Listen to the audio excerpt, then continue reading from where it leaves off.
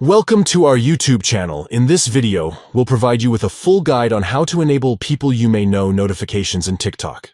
If you want to receive recommendations for new connections and expand your TikTok network, follow these simple steps. Step 1. Open the TikTok app on your device.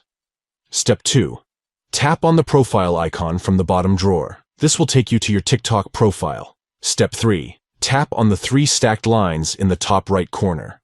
From the menu, select Settings and Privacy. Step 4.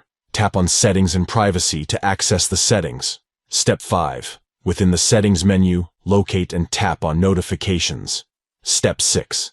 Look for the section labeled Others and find the option for People You May Know.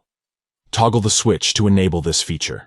By following these steps, you can easily enable People You May Know notifications in TikTok and receive recommendations for new connections.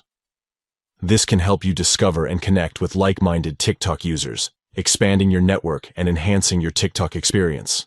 Remember, if you ever want to disable People You May Know notifications again, you can follow the same steps and toggle the switch to turn them off. Thank you for watching, and enjoy expanding your TikTok network with People You May Know notifications.